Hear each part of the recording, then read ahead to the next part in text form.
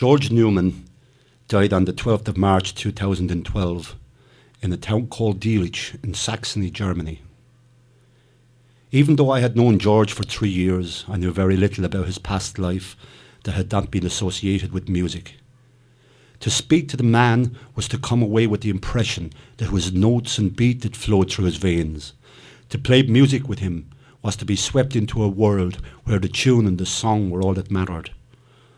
I can still see him, tall with wild grey hair and beard, eyes closed as he put his whole being into the performance. George had attained a degree in horticulture, but had no wish to follow it as a profession.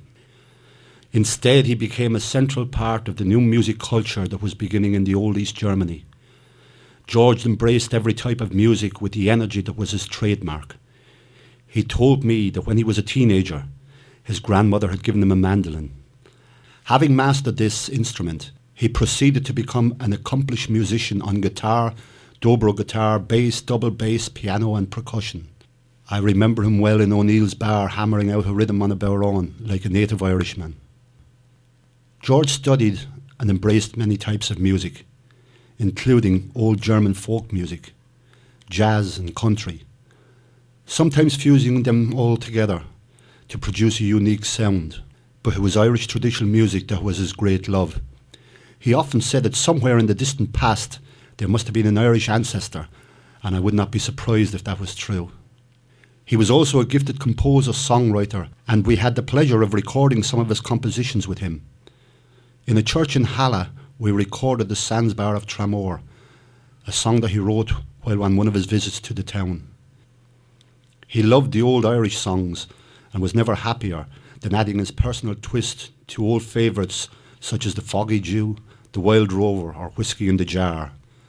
But it was Carrickfergus that to me summed up George and what he stood for. We recorded this in 2011 on a CD called From Tramore to Halle. We shared the singing. I played banjo and George played dobro guitar.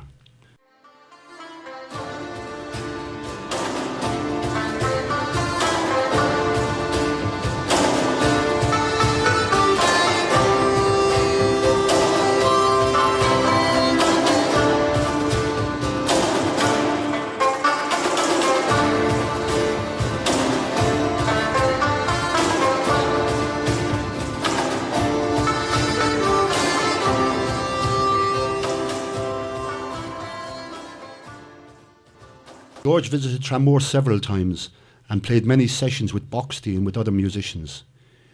He had hoped to come here again this summer, and we were making plans for a return visit to Germany. Fate stepped in and ended their hopes of playing with George again. We had played 2 concerts and were on the stage for the third in Dielich. Boxty had finished their first set and we called Irish Rosarian, George's group, up to join us. The intention was that we would combine to play a few Irish and a few German tunes. Within a minute of beginning, George suffered a heart attack.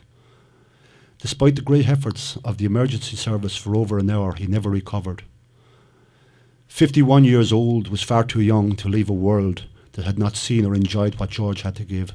He had a head full of hopes and plans that will now remain unfulfilled. It was a sad honour to play in the church and at the graveside for George's funeral. The small church was crowded with friends and fellow musicians. This was only a fraction of those who filled the churchyard, listening to the service and music through the open doors. At the graveside, crowds queued to pay their last respects, each laying a single rose around the grave, all bar one.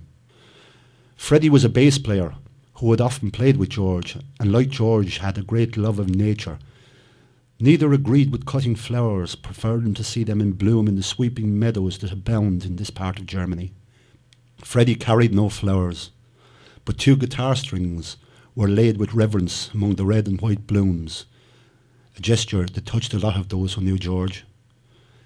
This is my farewell to a special man, a friend, a fellow musician, and an ambassador for a way of life that, while not to everyone's liking, appealed to those who yearn for freedom of expression. A man who had such a presence that when he entered the room, his being there was apparent to everyone. He will be remembered for many things, but it is as a musician that he touched most hearts. There is no good way to die, but I feel to have given the choice, George would have chosen to say his farewell on stage, surrounded by friends and musicians, playing the music that he loved and that he had dedicated his life to. Farewell to a friend, a musician, and a bloody good guy.